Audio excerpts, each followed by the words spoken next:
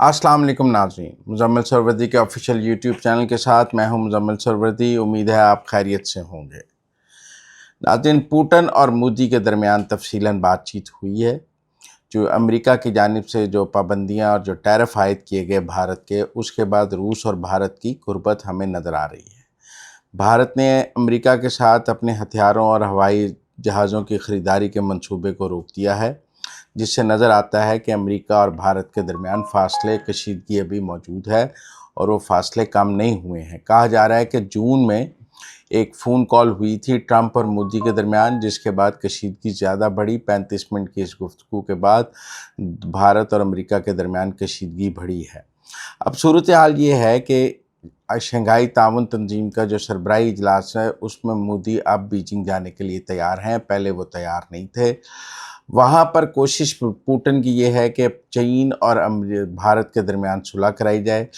Putin इसके लिए काम कर रहे हैं। पुतिन ने आज प्रेसिडेंट शी से भी बात की है और पुतिन ने मोदी से भी बात की है, जिससे जाहिर होता है कि पुतिन भारत और चीन को करीब लाने की कोशिश कर रहे हैं कि भारत और चीन के दरमियान इख्तलाफात और कशीदगी को ख़त्म किया जा सके और भारत और चीन आपस में इकट्ठे चलने की कोई राह निकालें। ये पुतिन की कोशिश है।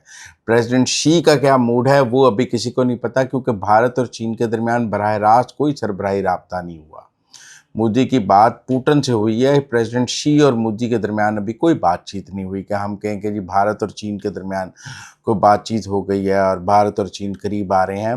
भारत इसको RIC का नाम दे रहा है, जिसमें रशिया, इंडिया एंड चाइना के एक ब्लॉक का बनाने की बात कर रहे हैं कि 3 बड़े मुल्क इकट्ठे हों, जिसको RIC का अब नाम दिया जा रहा है। जैसे ब्रिक्स था, वैसे अब एक RIC इत्तेहाद की भी बात की जा रही है, जिसमें रशिया, इंडिया और चाइना हो और उनके दरमियान माशी ताउन की भी बात हो रही है। अभी तक भारत ने रूसी तेल की ख़रीदारी कम करने की कोई बात नहीं की है। लेकिन ये बात ठीक है कि भारत जितना भी रूसी तेल ख़रीदता है, वो मोदी के दोस्त अडानी की जो कंपनी है, उस शिपिंग कंपनी और रिफ़ाइनरी, वहाँ पे रिफ़ाइन होता है और वो फिर आगे बेचते हैं। इसीलिए अमेरिका में अडानी के ख़िलाफ़ एक इंक्वायरी चल रही है, जो कहा जा रहा है मोदी का वीक पॉइंट भी है। लेकिन टेक्निकल बात यह है कि इस वक्त भारत जो है अपने नए इत्तेहाद की तरफ जा रहा है। पिछले 15-20 साल हमने उसको अमेरिका के बहुत करीब देखा है। पाकिस्तान और अमेरिका की दूरियां थीं, लेकिन अब भारत की और अमेरिका की दूरियां हैं। ऐसे में फील्ड मार्शल आसिम मुनीर इस वक्त अमेरिका में हैं। वो सेंटकॉम में जो वहाँ कमान की तब्दीली है उसके गेस्ट ऑफ ऑनर हैं और वो टैंपा में मौजूद हैं। वहाँ पे कल सारा दिन वो वहाँ सेंट्रल कमांड में रहेंगे। उनकी वहाँ आला सतही मुलाकातें हैं। नए जो सेंटकॉम के चीफ आ रहे हैं उनसे भी उनकी मुलाकात है और जनरल कोरेला की रिटायरमेंट के फेयरवेल में भी वो होंगे। फील्ड मार्शल आसिम मुनीर की मार्को रूबियो से मुलाकात भी तय है, वो इसके लिए वाशिंगटन भी जाएंगे।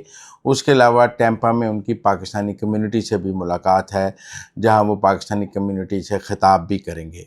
कुछ बिजनेसमैन भी फील्ड मार्शल आसिम मुनीर से मिलेंगे। ये आसिम मुनीर का दूसरा दौरा है अमेरिका का, जिसमें उनको अमेरिका के आला सतही हुकाम मिल रहे हैं। मार्को रूबियो मिल रहे हैं। सेंटकॉम में वो रहेंगे सारा दिन और इससे अमेरिका और पाकिस्तान की कुर्बतें आपको नज़र आती हैं। एक तरफ भारत और अमेरिका की दूरियां नज़र आएंगी, एक तरफ अमेरिका और पाकिस्तान की कुर्बतें नज़र आएंगी। ये इस खित्ते में हमेशा होता आया है। जब हम अमेरिकी इत्तेहाद में थे तो भारत और अमेरिका दूर थे। जब भारत और अमेरिका दोस्त हुए तो अमेरिका हमसे दूर हो गया। ये बैलेंस कभी हो ही नहीं सका। ये ऐसा ही बैलेंस है जिसमें इस वक्त भारत भी फंसा हुआ है कि वो रूस और अमेरिका के दरमियान बैलेंस नहीं कर पा रहा। जैसे कई दफ़ा हम चीन और अमेरिका के दरमियान बैलेंस नहीं कर पाते, तो इस वक्त भारत ऐसी मुश्किल का शिकार है। बहरहाल, रूस यूक्रेन जंग के हवाले से जो जंग बंदी के नुकात काफ़ी हद तक अब तो पब्लिक हो गए हैं और वो पुतिन के हक़ में हैं। मैंने पहले भी कहा कि पुतिन की शराइत पर यूक्रेन की जंग बंदी हो रही है। पुतिन ने जो इलाके कब्ज़े में लिए हैं वो इलाके पुतिन के पास रहेंगे। ज़ेलेंस्की अमली तौर पर ये जंग हार गए हैं। ज़ेलेंस्की के साथ ना अमेरिका खड़ा है, ना यूरोप खड़ा है, ना रूस खड़ा है। इस जंग की जो सबसे बड़ी कुर्बानी है वो ज़ेलेंस्की नज़र आ रहे हैं, क्योंकि उन्होंने अपने मुल्क में अगर अब वहाँ सदारती इंतखाब हुआ और वहाँ जो ज़ेलेंस्की ने मार्शल लगाया हुआ है, तो मुझे ज़ेलेंस्की के इक़्तिदार का सूरज यूक्रेन में ग़ुरूब होता डूबता नज़र आ रहा है, क्योंकि फ़िलहाल यूरोप, अमेरिका सब ने ज़ेलेंस्की को डंप करके पुतिन की शराइत पर यूक्रेन की जंग बंदी की बात की जा रही है, जिसको ज़ेलेंस्की मानने के अलावा और कुछ नहीं कर सकते। غزہ کے حوالے سے بھی کچھ خبریں ہیں جن میں غزہ پہ اسرائیل کی سیکیورٹی کابینہ میں غزہ پر کنٹرول کی بات کی ہے اور کہا ہے کہ غزہ پر مکمل کنٹرول جو ہے وہ اسرائیل کا ہوگا۔ اس میں جو ہے جو شرائط سامنے آئی ہیں، جو اسرائیل نے کیا اہداف رکھے ہیں، انہوں نے کہا ہے کہ حماس کی عسکری صلاحیت کو ختم کرنا ہے، یعنی کہ بہت عرصے سے جو بات کی جا رہی ہے کہ حماس کو غیر مسلح کیا جائے، اس سے ہتھیار واپس لے لیے جائیں، اس کی عسکری صلاحیت ختم کی جائے۔ غزہ کی پٹی کو مکمل غیر فوجی بنانا ہے، مسئلہ اس میں یہ ہے کہ حماس اور کوئی لڑنے والی فوج وہاں نہیں ہونی چاہیے۔ وہ جو ایک گریٹر پلان ہے کہ غزہ کو بہت خوبصورت شہر بنانا ہے، غزہ پر اسرائیلی سیکیورٹی کنٹرول ہوگا، مطلب کنٹرول اسرائیل کا ہوگا، لیکن ایک متبادل شہری انتظام وہاں بنایا جائے گا جو نہ حماس کا ہوگا اور نہ ہی فلسطینی اتھارٹی ہوگی۔ وہ اب غزہ کو فلسطینی اتھارٹی کے متحد بھی نہیں رکھنا چاہتے اور ایک انڈیپینڈنٹ نیا نظام بنانا چاہتے ہیں جس میں آپ کو ٹرمپ ٹاور بھی نظر آتا ہے اور سارا کچھ نظر آتا ہے۔ تو اب یہ جو خد و خال سیکورٹی، اس آپریشن کو 3 مرحلوں میں وہ کہہ رہے ہیں ترتیب دیا گیا ہے۔ پہلا مرحلہ غزہ شہر میں انسانی امداد کا داخلہ ہے، دوسرا مرحلہ غزہ شہر کی بقیہ آبادی کا انخلاء ہے جس میں کچھ 3.5 لاکھ ہیں، انہیں رفح میں منتقل کیا جائے گا جو اس وقت پہلے سے اسرائیل کے کنٹرول میں ہے۔ غزہ سے لوگوں کو کہا جائے گا آپ رفح میں چلے جائیں، اور رفح پہلے ہی ان کے کنٹرول میں۔ فیز 1 اور 2 کے لیے آخری تاریخ 7 اکتوبر ہے، مطلب غزہ شہر کو خالی کرانے کی جو آخری ڈیٹ اسرائیل نے طے کی ہے وہ 7 اکتوبر ہے، اور سب 3.5 لاکھ لوگ جو غزہ میں ہیں ان کو رفح میں 7 اکتوبر تک۔ تیسرے مرحلے میں آخری اور فوجی مرحلہ 7 اکتوبر کے بعد شروع ہوگا۔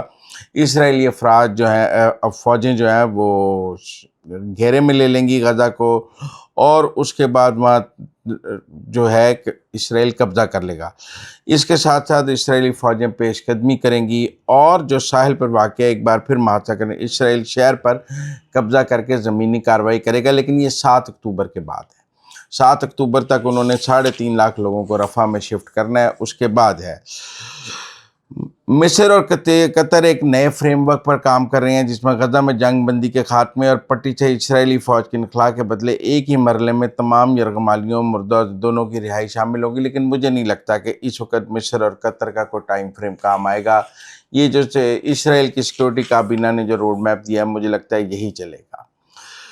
امریکہ نے ونیزویلا کے صدر کی گرفتاری کے لیے $50 ملین کے انعام کا اعلان کیا ہے کہ اس کو گرفتار کر کے امریکہ لایا جائے۔ مارودوں نے اسرائیل کو دنیا کا دشمن قرار دیتے ہوئے آج کے اسرائیل پر اصل 12 قبائل نہیں بلکہ جعلی یہودیوں کا قبضہ ہے، یہ انہوں نے کہا تھا، اس کے اوپر انہوں نے $50 ملین کا انعام رکھ دیا ہے۔ جو وینیزویلا کے صدر ہیں انہوں نے اسرائیل پر یہ بھی الزام لگایا کہ وہ ایک صہیونی منصوبہ ہے جس کا مقصد پورے مشرق وسطیٰ پر غلبہ ہے۔ امریکی اعلان میں کہا گیا ہے کہ انعام وینیزویلا میں مبینہ بدعنوانی اور منشیات اور دہشت گردی کو نشانہ بنانے کے لیے وسیع تر اقدام کا حصہ ہے۔ امریکہ نے کہا وہاں منشیات بہت ہیں اور دہشت گردی ہے، اس لیے وینیزویلا کے صدر کے سر پہ $50 ملین کا انہوں نے انعام رکھ دیا ہے۔ لیکن جو بھی اسرائیل کے خلاف بولے گا امریکہ اس کے ساتھ یہی کرتا ہے۔ اسی لیے ہمیں نظر آتا ہے کہ دنیا میں کوئی بھی اسرائیل کی اس طرح کھل کے مخالفت نہیں کرتا، کیونکہ پھر امریکہ کا غصہ سب کے سامنے آ جاتا ہے۔